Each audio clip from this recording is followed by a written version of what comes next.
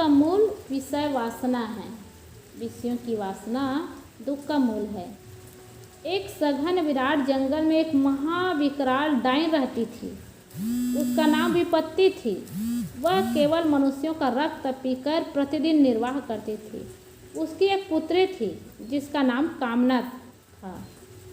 कामना अति सुंदरी युवा अवस्था को प्राप्त हो रही थी। कामना का यही नित्य काम था कि वह लोगों को मोहित करने के लिए शहर, बाजार, ग्राम तथा जहाँ जहाँ मनुष्य रहते थे वहाँ वहाँ घूमा करती। जिस पुरुष को मोहित कर अपने वश में कर पाती उसे बेहोशी की औषधि सूंघाकर मूर्छित कर देती। पीछे से विपत्ति नामक उसकी माता पहुंचकर उस कामनावशी मूर्छित पुरुष का खून चूस लेती। फिर तो कामना उसे छोड़कर दूसरे पुरुष को मोहित कर बेहोशी की औषधि दे अपनी माता को रक्त पिलाती। जब औषधि का नशा उतरता तब वे पुरुष सावधान होकर हाय हाय करते, रोते, चिल्लाते और शक्तिहीन निर्बल हो जाते। एक महात्मा एक दिन उसी शहर में से होकर निकले जिस शहर में कोई 4-6 मनुष्य के अतिरिक्त समस्त प्राणी हाय हाय मैं मरा रे, मरा हो, रहा नहीं जाता, कोई बचाओ, हाय, इस प्रकार चिल्ला रहे थे। महात्मा दृष्टि घुमाकर देखे तो मनुष्यों की हड्डियां दिखाई पड़ रही थी। शरीर बिल्कुल निकम्मे हो गए थे। महात्मा जिधर ही देखते हैं उधर से ही हाय हाय की आवाज़ सुनाई पड़ रही है।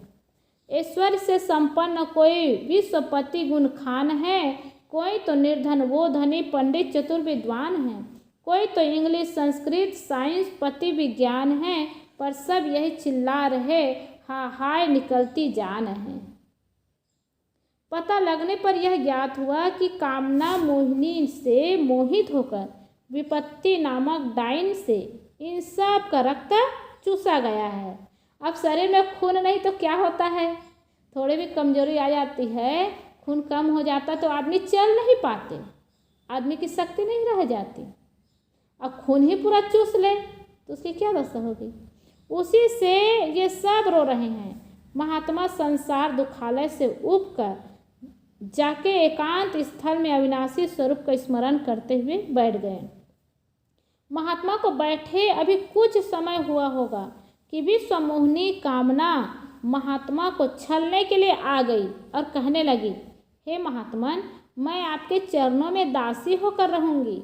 जो सुख आप चाहेंगे वह मैं अपनी शक्ति से तुरंत प्रकट करके आपकी सेवा में उपस्थित करूंगी। अच्छा बताइए, आप क्या क्या खाते पीते तथा सुख भोग भोगते हैं, उन्हें आपकी सेवा में मैं अभी लाऊं।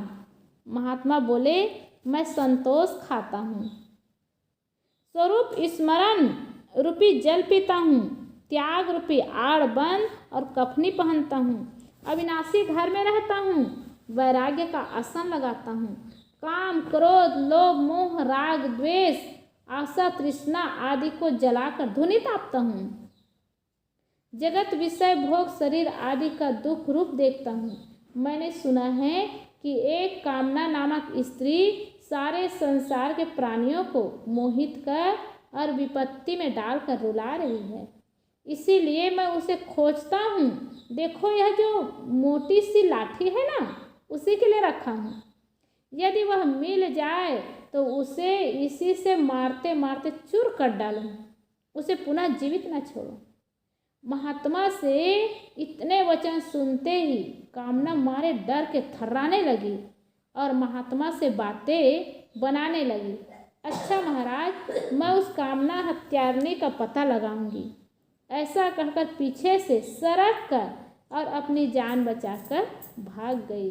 कामना की शक्ति न लगते देखकर छिपी हुई विपत्ति डाइन भाग खड़ी हुई। कहते हैं ना, दुनिया उसी को भुलाना चाहती जो भूलना चाहते हैं, और दुनिया उसी को रुलाना चाहती जो रोना चाहते हैं, और दुनिया उसी को लुभाना चाहती है जो लोभ में पड़ना चाहते हैं। अब जो लोग महात्मा, संत महात्मा, त्यागी महात्मा, दुनिया में कितना सुंदर सुंदर वस्तु मिल जाए, स्त्री मिल जाए, वो लुभाते नहीं हैं। कौन लोभित कर सकता है? किसी को देख करके मोहाते नहीं हैं, कौन उसको मोहित कर सकता है। और कोई वो बंधन में बंधना नहीं चाहते हैं तो कौन उसको बांध सकता है। सिद्धांत यही है कि कामना भोगों की वासना है।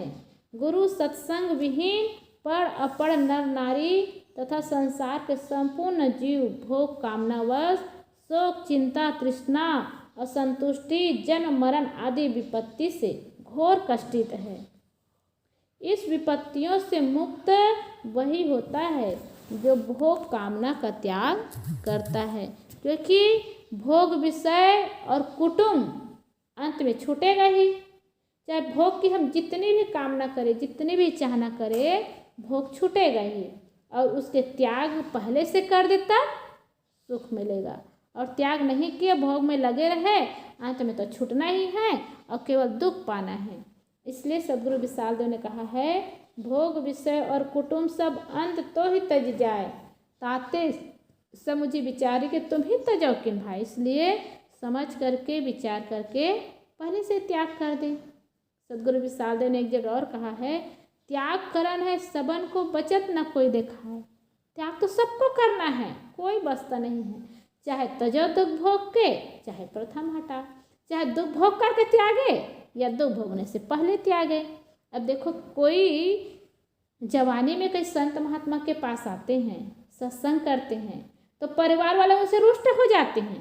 क्या कहते हैं, अरे इस उम्र में साधना भजन करने की उम्र है, अरे इसमें तो खूब पैसा कमाओ, परिवार बढ़ाओ, शादी करो और घर मकान जमीन दुकान खरीदो और धन धान्य से भरपूर रहो। जब बुढ़ापा आए तब साधना भजन करना। बुढ़ापा में साधना भजन हो सकता है?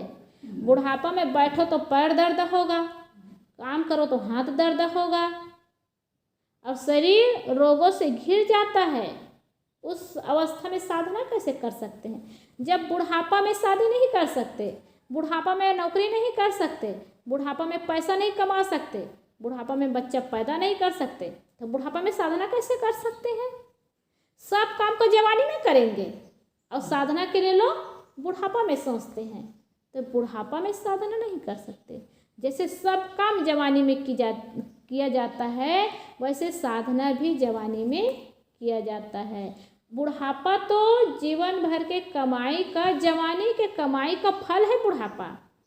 जवानी में जो अच्छा किए हैं उसका बुढ़ापा सुखद होता है, और जो जवानी में अच्छा मार्ग ही नहीं पकड़े, अच्छा कर्म ही नहीं किए, उसका बुढ़ापा सुखद कैसे हो सकता है? इसलिए त्याग सबको करना है, बचत ना कोई दिखाए। चाहे दुख भोग करके त्याग करे, चाहे दुख भोगने के पहले त्याग करे। इसलिए शुरू में ही जिनको जीवन की वास्तविकता का ज्ञान हो जाता है, संसार की वास्तविकता का ज्ञान हो जाता है, उस संसार में, प्रपंच में, माया में उलझते नहीं हैं, बल्कि उससे ऊपर उठ जाते हैं और उससे ऊपर उठ करके अपने जीवन को साधनामय जीवन जीने के लिए, त्याग का जीवन जीने के लिए त्याग का मार्ग अपनाते हैं। त्याग का मार्ग अपनाने का मतलब ये नहीं है कि केवल माता पिता छोड़ दे तो बहुत बड़े त्यागी हो गए। केवल माता पिता छोड़ने से त्यागी हो जाते तो बहू बन करके जाती तो बेटी तो घर का त्याग कर देती है। तो घर मात्र छोड़ने से त्याग नहीं होता, एक जगह जाकर तो दूसरे जगह बंधन बनाना हो गया। हम घर छोड़ दिए, आश्रम में आए, समाज में आए, समाज में बंधन बना लिए, तो कौन सा त्याग हुआ? घर परिवार को छोड़े और समाज में आकर के सिद्धांत ही भूल गए, अपना कर्तव्य ही भूल गए, यहाँ आकर के अपना उद्देश्य ही भूल गए, तो यहाँ भी बंधन है। तो जहाँ जाओ जीव का बंधन है, जब तक साधना नहीं है, त्याग नहीं है, अपना लक्ष्य और उद्देश्य नहीं है। इसलिए अपने उद्देश्य को याद करें, अपने लक्ष्य को याद करें। खास बात है, संसार में सब जगह बंधन है, सब जगह माया है, और माया से वही बच सकते हैं जो अपने जीवन का कल्याण चाहते हैं, सुख चाहते हैं, शांति चाहते हैं। वैसे सुख शांति तो सब लोग चाहते हैं, लेकिन रास्ता अलग हो जाता है। अब दिशा बदल जाती है तो दशा भी बदल जाती है। उद्देश्य और लक्ष्य करने के बाद भी उस मार्ग में नहीं चल पाए तो हमारी दिशा बदल गई तो दशा बदल जाएगी। इसलिए त्याग सबको करना है। दुख भोगने के पहले करें चाहे दुख भोगने के बाद में करें। दुख भोगने के बाद में करेंगे त्याग तो दुख भी मिला और त्याग भी करना पड़ा। उससे अच्छा है दुख भोगने के पहले त्याग कर ले तो सुख भी मिलेगा और त्याग भी हो जाएगा।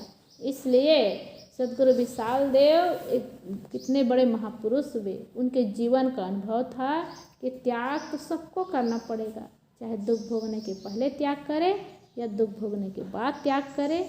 इसलिए पहले से ही जीवन में बंधनों का, माया का त्याग कर देना चाहिए। इससे जीवन में सुख मिलता है, इसी से जीवन में शांति मिलती है।